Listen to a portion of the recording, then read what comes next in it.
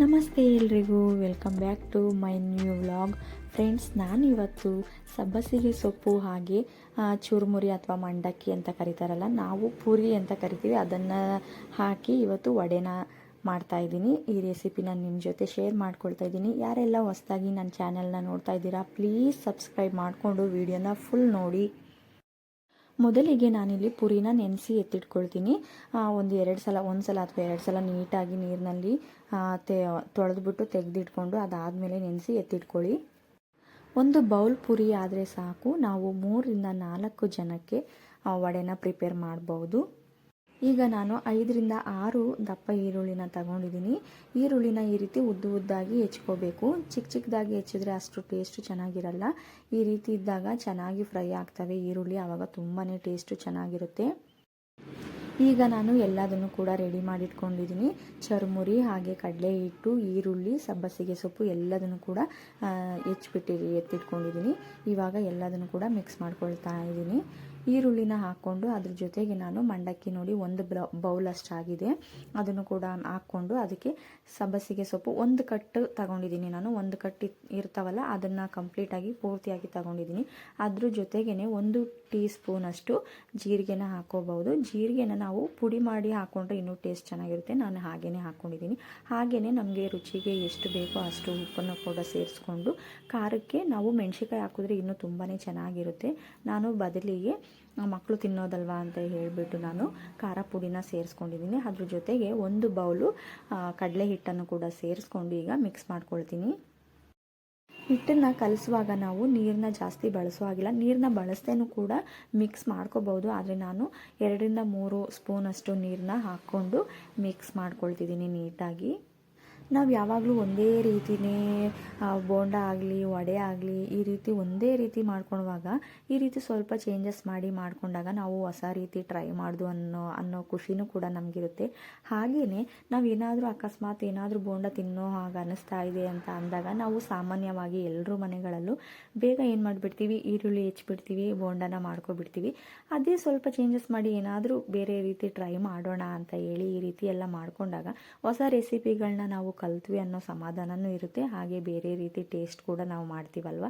ಹಾಗಾಗಿ ಈ ರೀತಿ ನಾನಾ ರೀತಿಯಲ್ಲಿ ವಡೆ ಅಥವಾ ಬೋಂಡ ಎಲ್ಲದನ್ನು ಕೂಡ ಟ್ರೈ ಮಾಡ್ಬೋದು. ನೋಡಿ, ನಾನು ಸ್ವಲ್ಪ ಅಷ್ಟೇ ನೀರನ್ನ ಬಳಸಿ ಇವಾಗ ಈ ರೀತಿ ವಡೆ ಶೇಪಲ್ಲಿ ಮಾಡ್ತಾ ಇದ್ದೀನಿ. ನಾನು ಕಂಪ್ಲೀಟಾಗಿ ಎಲ್ಲದನ್ನು ಕೂಡ ಈ ರೀತಿ ಶೇಪ್ನಲ್ಲಿ ಮಾಡಿ ಎತ್ತಿಟ್ಕೊಳ್ತಿದ್ದೀನಿ. ಮತ್ತು ನಾವು ಎಣ್ಣೆಗೆ ಹಾಕುವಾಗ ಸ್ವಲ್ಪ ಈಸಿ ಆಗುತ್ತೆ. ಅದಕ್ಕೋಸ್ಕರ ಮೊದಲೇ ಈ ರೀತಿ ಮಾಡಿಟ್ಕೊಂಡ್ರೆ ಒಳ್ಳೆಯದು.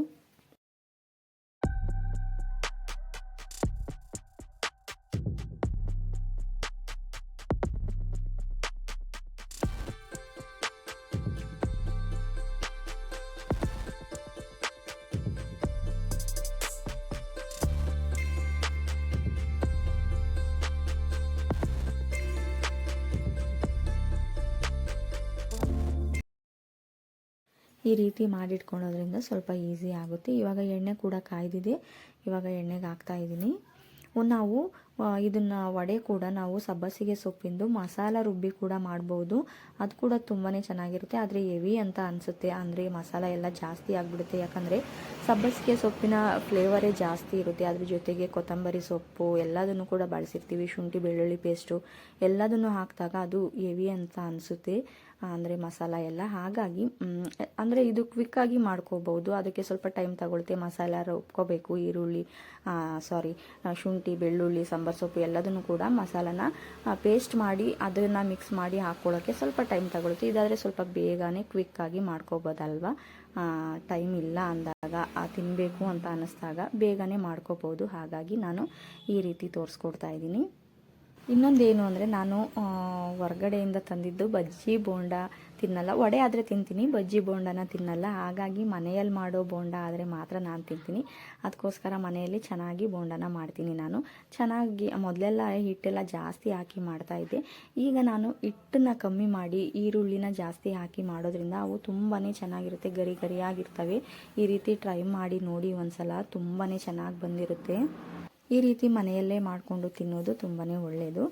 ಹೊರಗಡೆ ತಂದಿದ್ದ ಬಜ್ಜಿ ಬೋಂಡಾದಲ್ಲಿ ನೋಡಿ ಈರುಳ್ಳಿ ಎಲ್ಲ ಕಡಿಮೆ ಇರುತ್ತೆ, ಹಿಟ್ಟು ಜಾಸ್ತಿ ಇರುತ್ತೆ. ಅವರು ಸೋಡಾ ಪುಡಿನ ಹಾಕಿಬಿಟ್ಟು ಟೇಸ್ಟು ಚೆನ್ನಾಗಿ ಆಗೋ ಥರ ಮಾಡಿಬಿಡ್ತಾರೆ.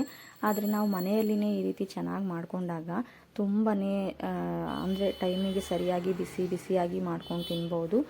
ಈ ವಿಡಿಯೋ ನಿಮಗೆಲ್ರಿಗೂ ಕೂಡ ಇಷ್ಟ ಆಗಿದೆ ಅಂತ ಹೇಳಿ ಅಂದ್ಕೊಳ್ತೀನಿ. ವಿಡಿಯೋ ಇಷ್ಟ ಆದವರು ಖಂಡಿತ ಒಂದು ಲೈಕ್ನ ಮಾಡಿ, ಹಾಗೆ ಸಪೋರ್ಟ್ ಮಾಡಿ, ಎಲ್ಲ ವೀಡಿಯೋಸ್ನ ನೋಡಿ ಅಂತ ಕೇಳ್ತಾ ಇದ್ದೀನಿ. ಮತ್ತೊಂದು ರೆಸಿಪಿ ಜೊತೆಗೆ ನಾನು ಸಿಗ್ತೀನಿ. ಅಲ್ಲಿವರೆಗೂ ನನ್ನ ಎಲ್ಲ ವೀಡಿಯೋಸ್ನ ನೋಡ್ತಾ ಇರಿ.